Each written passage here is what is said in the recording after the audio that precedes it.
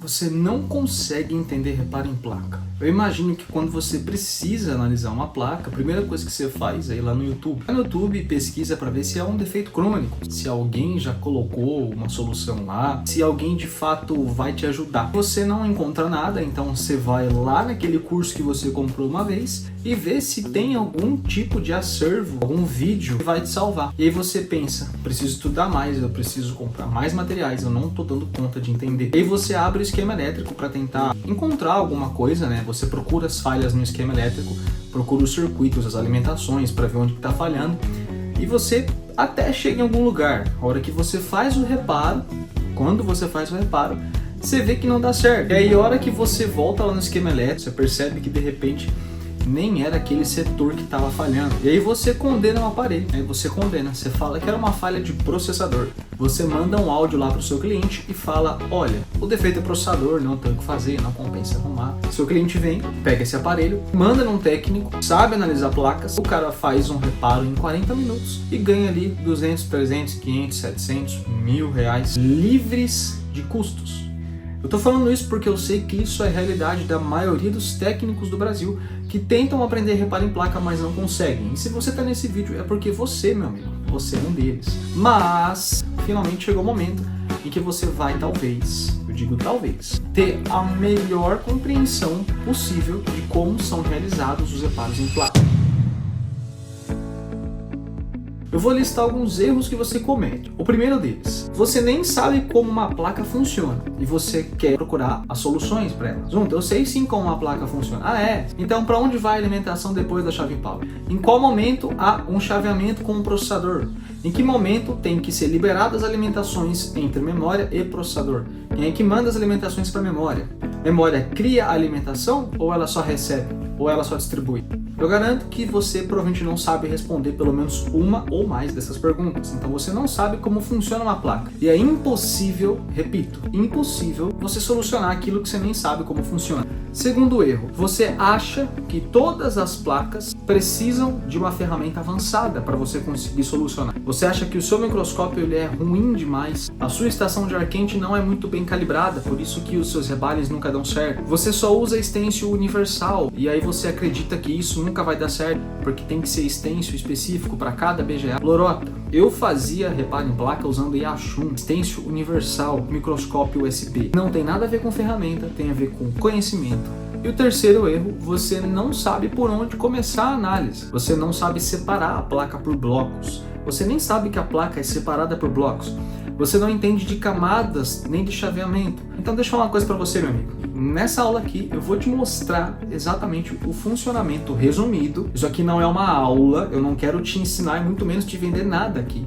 Só quero clarear sua mente para que você consiga estudar de verdade, porque até para estudar você precisa saber. Muitas vezes a gente compra materiais dos professores por aí e eles já trazem para a gente coisas avançadas demais. Para quem nunca teve um contato com uma placa, fica muito complexo você entender linhas primárias, linhas secundárias, a diferença da VBAT para VBus, VPH-PWR, por que alguns aparelhos têm a VPH-PWR, outros não. Chaveamentos complexos como, por exemplo, barramentos MIP, barramentos de alta velocidade, barramentos de Enable, barramentos de Clock, Serial Data, Serial Clock, entre outras coisas. Eu vou resumir para você que você entenda o funcionamento de uma placa gama baixa e gama média. As placas de gama alta, que são os aparelhos que trabalham com 2, 3 PMICs, o funcionamento é muito parecido, mas a ideia não é confundir sua cabeça. Então vamos começar do começo. Estamos aqui nesse plano, eu estou gravando a tela aqui para poder mostrar para você, e eu vou falar para você por partes como que começa as alimentações e os chaveamentos numa placa Android. Presta muito bem atenção no que eu vou te falar agora. Tudo começa lá na bateria. Então temos aqui, deixa eu só escolher uma caneta, né? Caneta preta. Temos aqui a nossa bateria, tá? A bateria, eu vou colocar aqui um raio. Ela trabalha algo em torno de 4 volts, certo, Zunta? Isso eu já sei. Ok, a bateria vai conectada na placa do aparelho. Então eis aqui uma linha chamada linha de 4 volts, também conhecida como VBAT. Essa é a linha que sai da bateria e vai lá para a placa. Mas essa malha você só encontra na placa, obviamente. Na bateria a gente não tem nomes de VBAT. Quando eu falo VBAT, eu estou falando de placa, certo? Para onde vai então essa alimentação? Pessoal, grande maioria das placas recebem, você tem que entender isso, recebem alimentações através de um OVP. Então aqui está o primeiro cara que recebe essa alimentação. Esse é um OVP. Um OVP, de maneira resumida, nada mais é do que um protetor de alta tensão. Então ele é como se fosse um fusível que vai desarmar caso haja uma sobretensão. Esse OVP recebe esta alimentação de 4 volts, verifica se é uma alimentação confiável, se não há oscilações de bateria, se não há oscilações de corrente, e encaminha essa alimentação. Essa alimentação ele vai encaminhar para quem? Para 2 grandes circuitos integrados. O primeiro deles, vamos continuar aqui a análise, é o IF-PMIC. Você já vai entender as funções dele. Então essa 4 volts continua andando aqui e chega lá no nosso IF-PMIC. Junto com o IF-PMIC eu tenho um circuito que tem uma estrutura parecida, chamado PMIC. Junto, eles estão perto um do outro? Não necessariamente. Muitas vezes um está de um lado, outro está do outro lado da placa. O PMIC, ele é o gerenciador de energia principal. Então vamos escrever aqui. Estou com a borracha. Gerenciador de energia. Gerenciador de energia principal. E esse é o gerenciador secundário. Por que secundário, Zunta? Se ele recebe a alimentação primeiro. Será que eu consigo mover esse escrito daqui? Eu não sei. Calma. Queria colocar em outro lugar. Bom, não deu. Eu vou deixar ele abreviado, então. Esse é o gerenciador secundário. O meu PMIC principal ele é responsável por distribuir quase todas as alimentações para todos os blocos da placa. O meu circuito de carga secundário ele é responsável por auxiliar o PMIC nessa distribuição. Antigamente as placas tinham apenas um PMIC. Este único PMIC era responsável por distribuir todas as alimentações da placa. Porém, começou a dar muito problema, ao passo que as estruturas evoluíam e ao passo que o software exigia mais processamento e mais alimentação. As telas ficaram melhores, passaram a consumir mais energia, logo os PMICs começaram a estourar, romper, queimar, dar problema, e a LG foi pioneira em ter problemas com isso. Então a engenharia resolveu melhorar, dividiu as funções. Agora o PMIC cuida de 70% das funções e o FPMIC cuida de 30% das funções. E eles são interligados, um depende do outro para trabalhar, afinal eles cumprem as mesmas funções, só que em escalas diferentes. Isso você precisa entender. Eles são interligados com malhas de entrada. Opa, deixa eu sair dessa caneta aqui. Com malhas de entrada e malhas de saída. Vamos lá. Aqui. Então temos aqui malhas que ligam e malhas que saem deste FPMIC e do PMIC principal, tá bom? O IFPMIC ele vai cuidar de um setor extremamente importante, que é o do carregamento. Então agora eu vou desenhar aqui embaixo o meu conector de carga, tá? Vocês fingem que isso é um conector de carga, finjam, né? Que é um conectorzinho aqui, ó. Parece aqueles conector do J5, né? E ele vai mandar uma energia, eu vou deixar em azul agora. Ó, aqui tem o cabo, tá? Não se esqueçam. Então isso aqui é um cabo. Cabo USB-C ou USB V8, USB micro, como costumam dizer em alguns lugares. Essa alimentação também vai passar por um AVP. Pode ser o mesmo AVP, pode ser outro. Depende da estrutura. E aí vai lá para o meu gerenciador de energia. Essa malha contém 5 volts, que é a energia que vem lá do cabo, e ela é chamada de VBus, certo? Quando ela passa pelo AVP e vai para o FPMIC, geralmente ela muda o nome. Ela recebe o nome de USB VBus. Em alguns casos. Outros casos ela vira só USB, tá bom? E agora sim ela chega aqui aos baús de solda do meu FPMIC. Meu IFPMIC vai fazer um chaveamento dessa malha, vai ver se essa malha é uma malha confiável, se tem algum tipo de oscilação, e aí ele vai liberar o carregamento. Então vai sair do meu FPMIC uma outra malha que vai agora até a minha bateria através do mesmo conector. Essa malha não tem o mesmo nome de VBAT. Ela vai ter o nome de ou VBAT com 2 T's, ou VBattery, alguma coisa assim. E essa é a malha de carregamento, tá? Entre esses componentes eu tenho alguns outros componentes importantes também, como por exemplo, capacitores. Vou fazer umas bolinhas aqui, ó. Capacitores, bobinas, resistores, tá? Todos eles estão em todas as malhas. Para que servem capacitores? Para filtrar e para armazenar energia, justamente para que haja um delay caso aconteça alguma coisa e não prejudique os circuitos integrados. A engenharia, né, quando desenvolve os aparelhos, eles estão focados em preservar os circuitos integrados.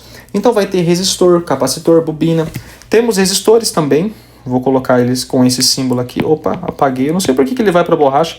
Acho que é porque eu dou estoque na caneta e ele muda para borracha. Vamos ver se é isso. Não, não é.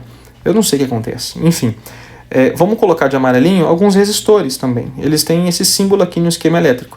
Eles aumentam a resistência da linha por algum motivo. Você não precisa entender. A gente não quer entender isso para entender as falhas. Eu quero que você entenda como funciona uma placa. Eles vão aumentar a resistência da linha porque às vezes o circuito integrado precisa de uma resistência maior para trabalhar, para fazer aquela malha operar. Não se apega nesses termos, senão vocês vão ficar mais com a cabeça cheia ainda.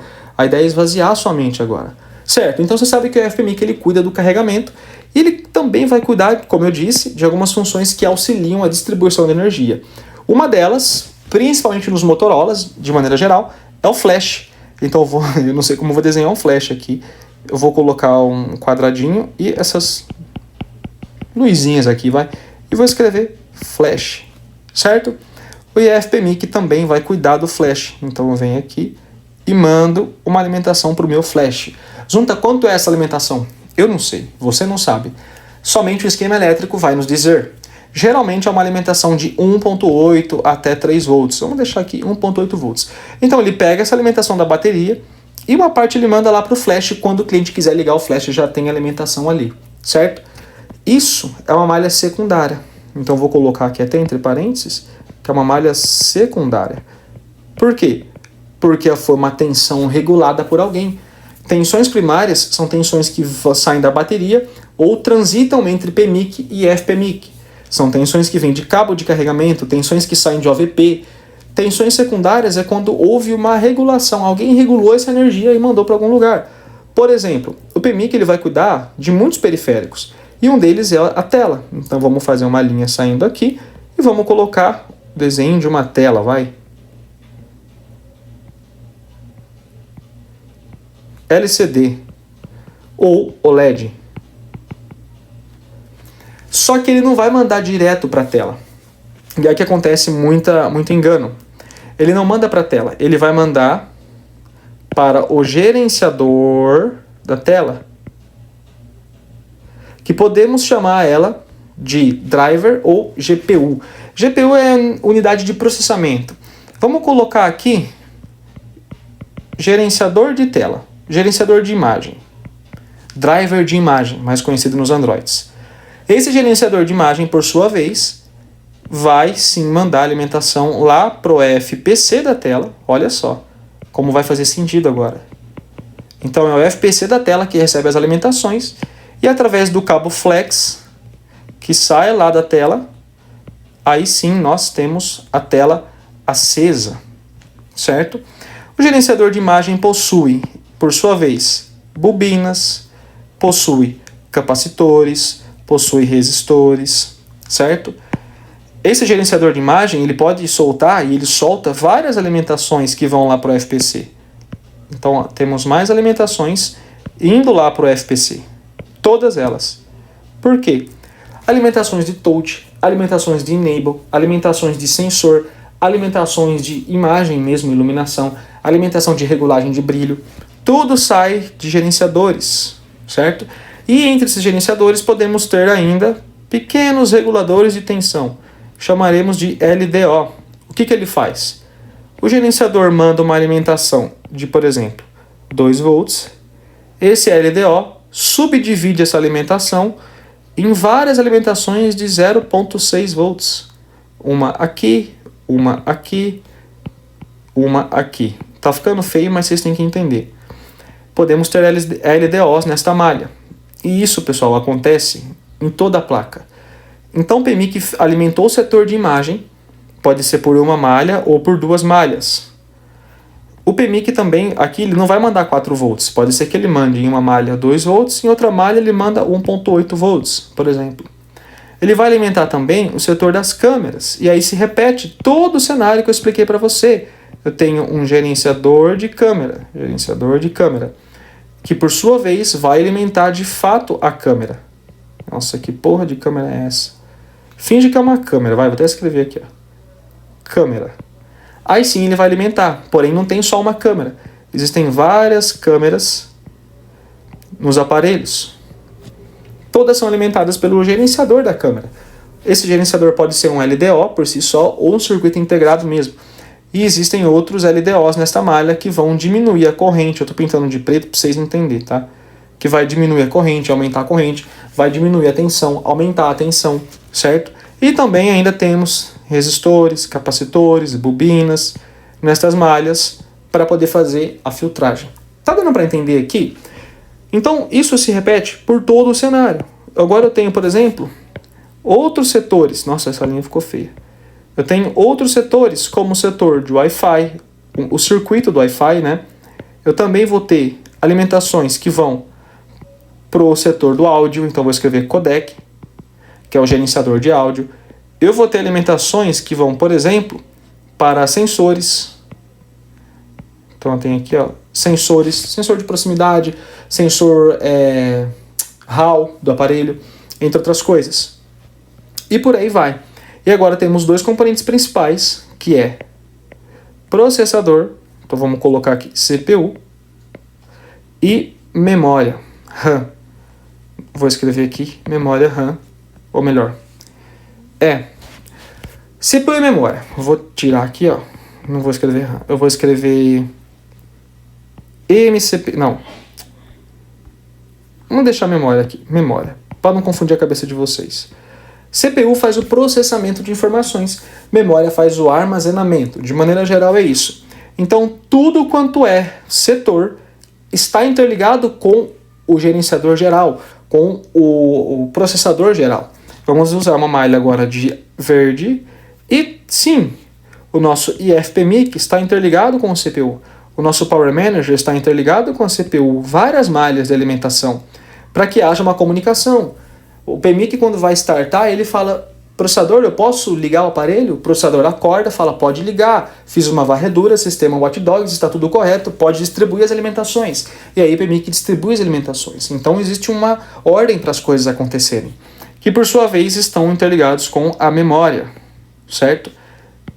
Aqui também há interligações, de maneira geral, entre Power Manager e memória também.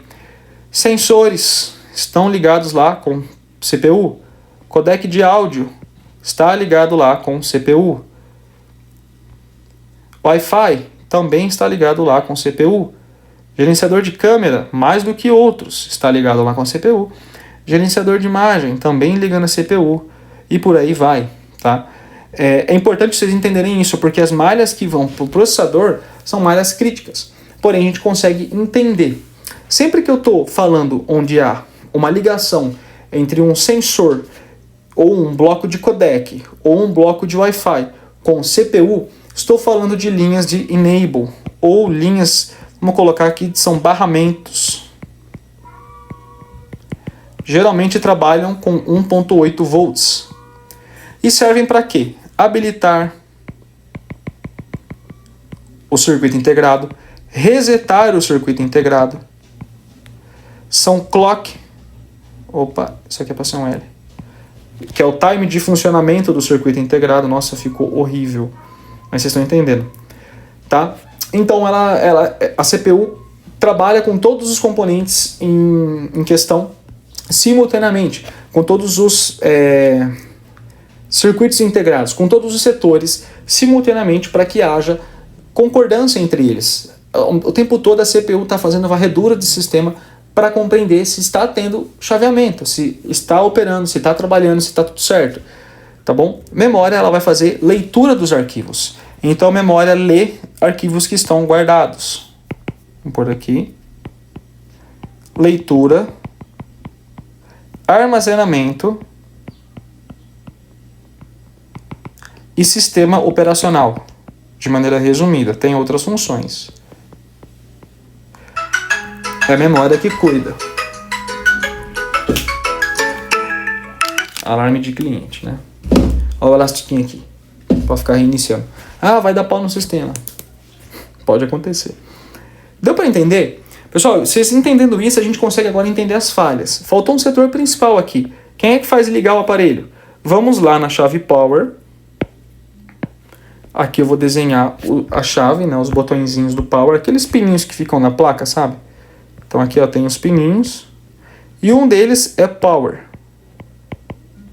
Esse Power, ele recebe uma alimentação que geralmente vem lá do PMIC principal, tá? Geralmente, vou colocar em vermelho aqui, ó. Direto nesse botão.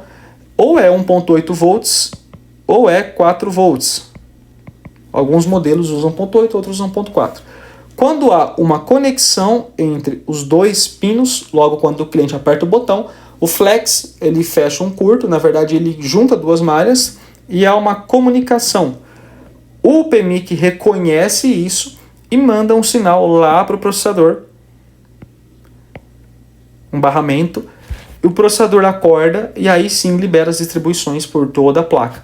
Entra outros caras na jogada, como cristais osciladores, né, outros sensores também. Mas de maneira geral é isso. Então quando há uma falha, eu só tenho como ter 3 falhas na placa. A primeira falha seria uma falha de alimentação. Então essa é uma falha, a primeira, né? A segunda, comunicação. E a terceira, funcionamento de circuito integrado. Certo? Só dá para ter essas 3 falhas. Não existe uma quarta falha. Vocês estão entendendo? Funcionamento, esse de funcionamento de circuito integrado a gente pode colocar também de componentes, de maneira geral. Porque capacitores e resistores podem falhar também. Falhas de funcionamento. Quando é falha de alimentação? Quando acontece o quê? O meu Power Manager, por exemplo, ele corta uma alimentação por algum motivo lá dos meus sensores. Então, se ele cortou essa alimentação, eu tenho uma falha de comunicação por conta de uma falha de alimentação. Então, eu não vou ficar trabalhando aqui no meu bloco de sensores. Eu vou mapear as malhas que vão lá para ele, vou olhar uma por uma e vou ver e vou medir através dos meus capacitores, através das minhas bobinas, para ver quem tem alimentação. Ó, esse daqui tem, aqui eu tenho, aqui eu tenho, aqui eu tenho. Opa, nesse capacitor aqui eu não tenho uma alimentação. Por quê? Porque não está chegando. Opa, mas quando eu meço aqui, no capacitor que vem um pouco antes dele, ainda na mesma malha, eu tenho. Sinal que entra aqui, aqui rompeu-se uma linha, eu posso ou fazer um jumper entre essas linhas, ou verificar se esse capacitor aqui de fato não está com problema.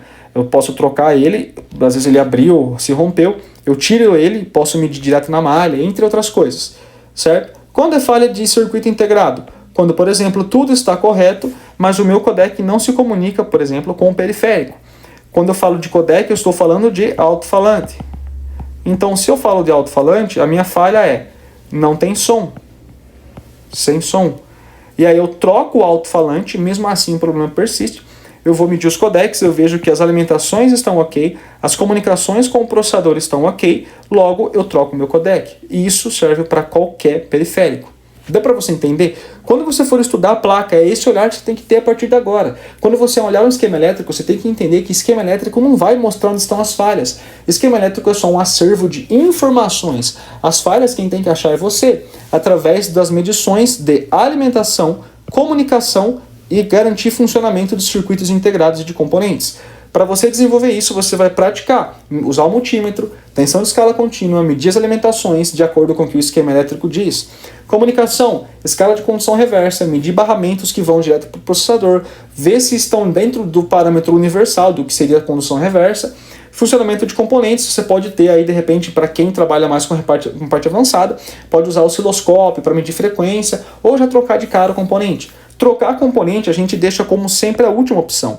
Primeiro eu meço a alimentação, depois eu vou medir as comunicações, depois eu já vou e troco o componente, caso você não tenha aí na sua bancada um osciloscópio. Espero que você tenha entendido essa aula e que você consiga, nesse momento, se desenvolver mais nos seus estudos, para que você consiga olhar o material e entender de fato como que funciona uma placa e agora conseguir analisar de fato uma placa. E se você assistiu até aqui, por favor, deixa um like nesse vídeo porque me ajuda bastante. E manda para aquele seu amigo técnico que também não entende o funcionamento de uma placa Android. Já se inscreve no meu canal, deixa seu comentário aqui que eu vou estar respondendo a todo mundo e eu te vejo no próximo vídeo.